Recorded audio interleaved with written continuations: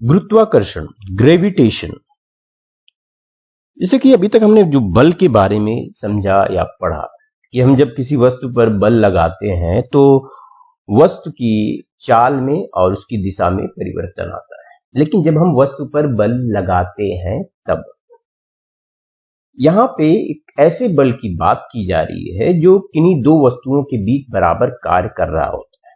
इस ब्रह्मांड से लेके पृथ्वी तक किन्हीं दो ऑब्जेक्ट के बीच ये बल कार्य कर रहा है और यह बल है गुरुत्वाकर्षण। मतलब कि दो ऑब्जेक्ट के बीच एक आकर्षण बल काम कर रहा है, वह है गुरुत्वाकर्षण। और इसका पता, ये बात सामने कौन लेके आया? न्यूटन। इस अब तक के महान 5 वैज्ञानिकों में से एक है न्यूटन, जिन्होंने बताया कि दो ऑब्जेक्ट के बीच आकर्षण बल कार्य करता है, वही है गुरुत्वाकर्षण बल। अब उन्होंने पता कैसे लगाया इसका? ये कहां से ये बात शुरू हुई? 16वीं शताब्दी की बात, 16वीं या 17वीं शताब्दी की बात है, 17वीं शताब्दी का। न्यूटन कैम्ब्रिज पढ़ने के, न्यूटन एक गरीब परिवार से थे वो, उसके बाद और वो कैम्ब्रिज पढ़ने गए। कैम्ब्रिज उसी पढ़ाई के दौरान एक बीच में प्लेग फैला, तो 1 साल की छुट्टी हुई और उसी छुट्टी के दौरान उनके साथ एक घटना घटित हुई, सेब गिरने की घटना, पेड़ से सेब गिरने की घटना। और आपको लगेगा कि पेड़ से सेब गिरना तो हजारों साल से, जब से पेड़ पे सेब रहा होगा तब से पेड़ किसी भी पेड़ से फल गिर रहा होगा। तो ये विशेष घटना कैसी हुई? ये विशेष घटना इसलिए हुई क्योंकि ये पेड़ से सेब न्यूटन के सामने गिरा और न्यूटन के दिमाग में एक प्रश्न उठा कि आखिर ये सेब पेड़ से टूटकर धरती पर क्यों गिरा, ये हवा में क्यों नहीं रह गया?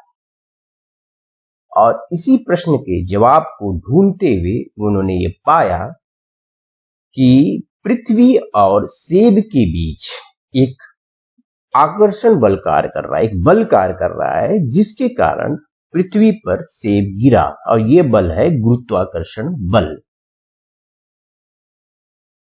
और यहां पर पृथ्वी सेब पर बल लगा रही है और उतना ही बल सेब पृथ्वी पर बल लगा रहा है, न्यूटन के गति के तीसरे नियम के अनुसार, क्रिया प्रतिक्रिया। तो अब ये पृथ्वी भी उतना ही बल लगा रही है सेब पर, सेब भी उतना ही बल लगा रहा है पृथ्वी पर, तो तब क्यों सेब पृथ्वी पर गिरा? उसके पीछे का कारण यह है कि पृथ्वी की तुलना में सेब का द्रव्यमान काफी कम है, कहें कि नेग्लिजिबल है, नगण्य है। इस कारण से सेब पृथ्वी पर गिरा। कैसे?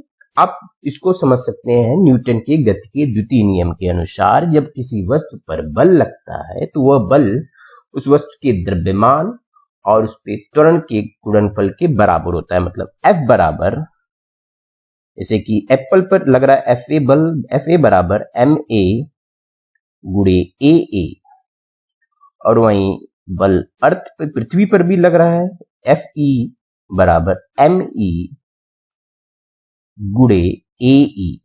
ये दोनों बल FA बराबर है FE के, न्यूटन के गति के तृतीय नियम के अनुसार FA बराबर है FE के। तो MA AA बराबर ME AE। तो यहां पे AA बराबर, मतलब कि एप्पल में उत्पन्न त्वरण बराबर ME गुणे AE बटे MA।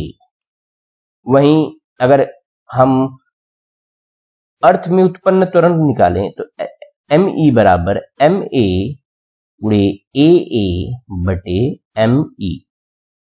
तो यहां पे देखेंगे इसमें ME MA से काफी बड़ा है, तो ये वैल्यू तो देगा, मतलब एक इंपैक्ट तो करेगा ही पृथ्वी पर द्वारा सेब पर लगाए गए बल से।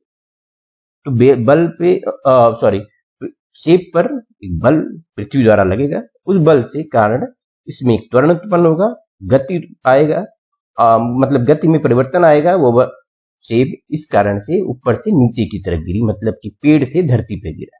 लेकिन इसका प्रभाव सेब द्वारा लगाए गए बल का प्रभाव पृथ्वी पर क्यों नहीं पड़ा? पृथ्वी पर इसलिए नहीं हुआ क्योंकि पृथ्वी का द्रव्यमान सेब की तुलना में काफी अधिक है। सेब की द्रव्यमान की तुलना में पृथ्वी का द्रव्यमान काफी अधिक है। मतलब कि जो टोटल ये है ma गुणे a बटे me, इसका मान 0 के लगभग बराबर, 0 के आसपास हो। मतलब कि कोई प्रभाव नहीं पड़ेगा अर्थ पर उस बल का।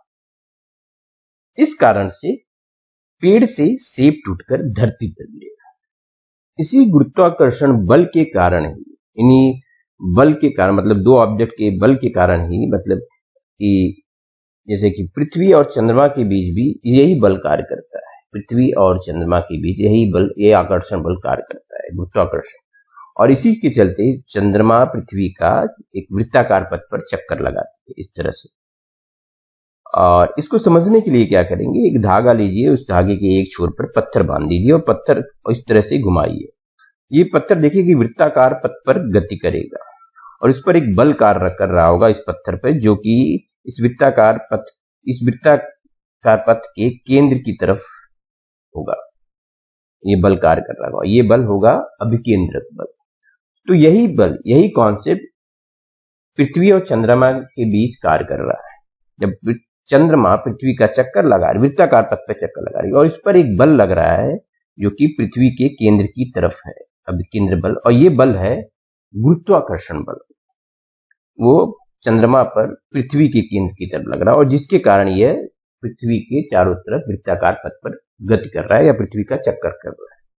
और अगर ये बल कार्य कर नहीं रहा होता दोनों के बीच, गुरुत्वाकर्षण बल, तो ये चंद्रमा सरल रेखा पर गति कर रही होती, मतलब कि इस तरह से गति कर रही होती, इस पृथ्वी के चारों तरफ वृत्ताकार पथ पे नहीं गति कर रही होती अगर ये बल नहीं कार्य कर रहा होता दोनों के बीच, ये गुरुत्वाकर्षण बल।